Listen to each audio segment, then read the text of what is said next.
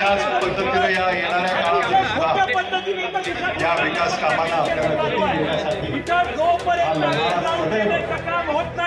सुरू राहील आणि लातूर शहर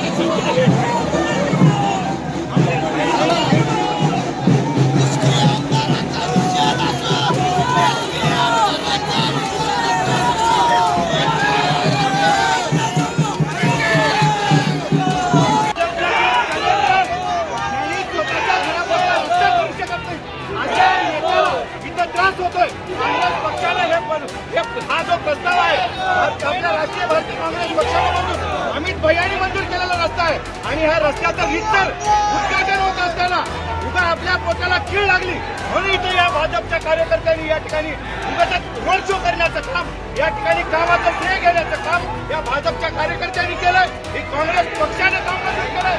इथं आदरणीय अमित देशमुख साहेबांनी काम मंजूर केलंय आणि ते कायद्यात बसून या कामाचे आदेश प्राप्त झाले असताना सुद्धा या कामाला विरोध करण्याचं काम भारतीय काँग्रेस भाजप या ठिकाणी त्यांचा निषेध करतो.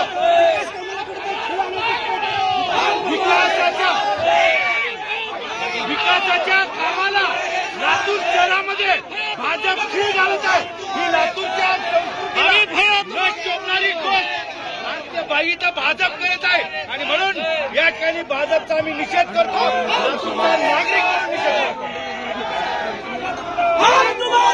मला असं वाटतं दुर्दैवी आहे विकासाचा विरोध करायचं काही कारण नाही आणि का विरोध होतोय हे आम्हाला लक्षात आलेलं नाही आहे. मग विकास भारतीय जनता पक्षाला नको आहे का?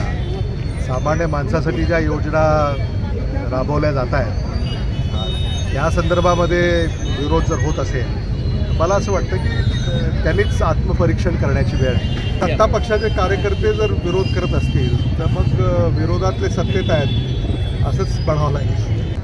नक्कीच असं यापूर्वी कधी घडलं नाही आणि लातूरचा ठेका कुणाकडं कोणी दिलेला नाही. लातूर हे लातूरकरांचं आहे त्यामुळं लातूरकरांच्या विकासाच्या आड येण्याचा हा प्रकार जो आहे हा निंदनीय आहे.